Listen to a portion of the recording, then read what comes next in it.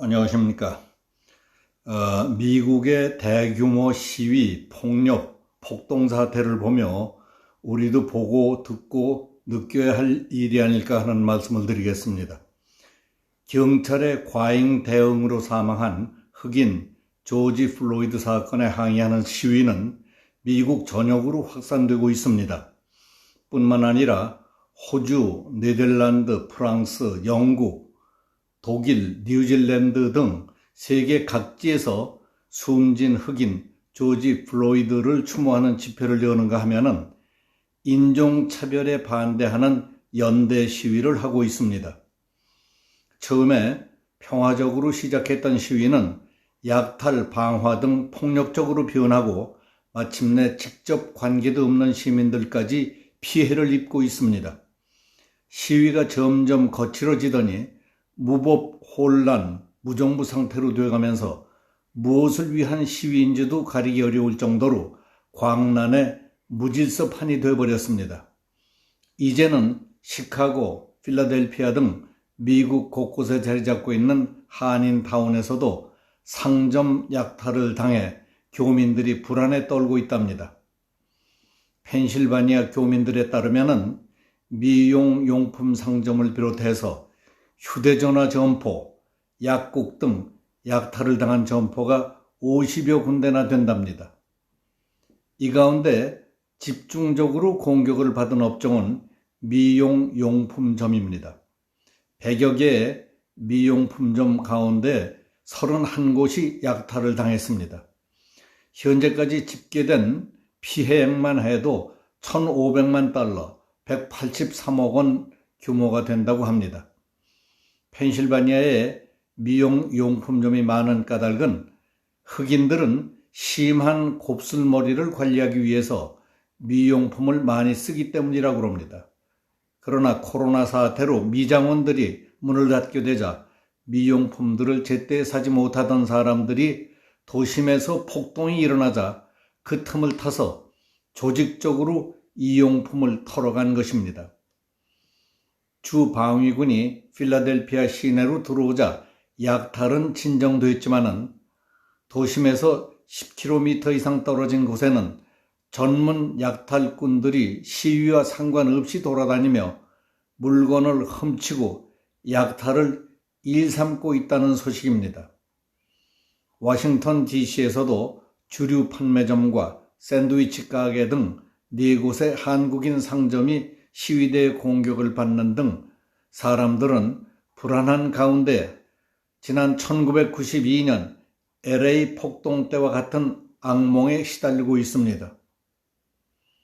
우리 외교부는 2일까지 필라델피아에서 50건, 미네아폴리스에서 10건, 롤리 5건, 애틀란타 4건 등의 한인 상점 재산 피해가 접수됐다고 밝혔습니다.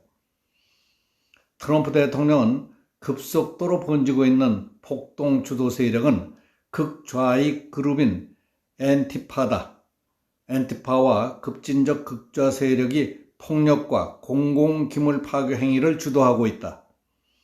일터를 파괴하고 사업체를 손상시키며 시민들을 공포에 떨게 하고 있다.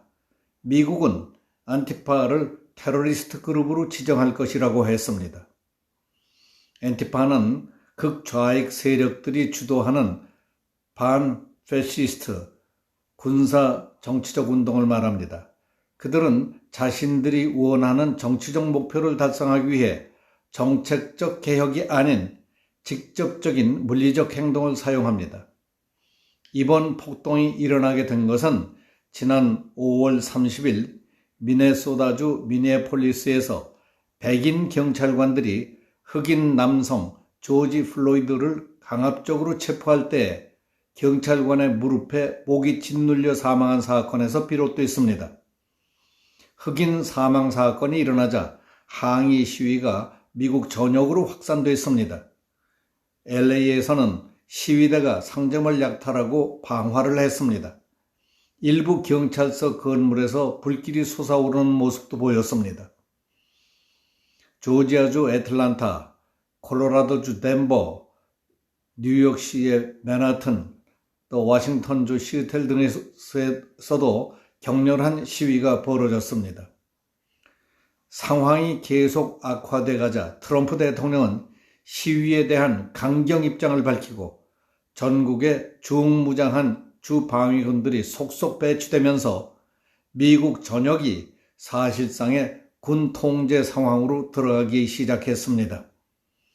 2일까지 미국 전역에 배치된 주방위군은 6만 7천 명인데 이 중에 시위 진압에 동원된 인원은 1만 7천 명이고 나머지는 코로나 지원 등 후방 업무를 지원하고 있습니다. 경찰 등 기존 행정 인력으로는 감당할 수 없을 만큼 혼란이 커졌다는 얘기가 됩니다. 미국 CBS 뉴스는 미국의 43개 도시에서 7,200명 이상이 체포됐다고 보도했습니다. 트럼프 대통령은 주지사들과의 화상회의에서도 폭력을 행사한 시위대를 인간 쓰레기라고 부르며 여러분은 꼭 제압해야 한다며 강경 대응을 주문했습니다. 연방군까지 투입하며 강경 대응하는 것이 시위대를 더 자극하지 않을까 하는 우려도 있습니다. 국민의 입장에서 더 이상 참고 납득할 수 없는 정부의 전횡, 독단, 독선, 강압, 그리고 집단에 대한 누적된 불만과 응어리가 대다수 국민의 가슴 속에서 부글부글 끓고 있을 때 상대편 누군가 무심코 불을 붙인다면 폭발하는 것이 대규모 시위요, 폭동이 되는 것이라고 할 수 있습니다. 그럴 때 어설프게 섣불리 처리했다가는 양쪽이 다 함께 끝장나는 겁니다. 이번 경우 미국의 경우가 하나의 실례가 될 수 있습니다. 흑인을 체포하는 과정에서 백인 경찰이 지나친 강압으로 사람을 눌러 죽인 사건의 밑바탕에는 가슴 속에 응어리로 남아있는 흑백 갈등, 인종차별이라는 원한과 심층 심리의 충돌이 있었다고 볼 수 있습니다. 그리고 미국 내에서뿐만 아니라 호주, 네덜란드, 프랑스, 영국, 독일 등 유럽 여러 나라에서도 인종차별 반대 시위를 했다는 것은 공감대가 큰 이슈라는 것을 뜻한다고 봅니다. 거기에 대고 트럼프 대통령이 강경 일변도로 해결하겠다는 것이 오히려 상황을 덧들이고 악화시키지 않을까 하는 우려도 있습니다.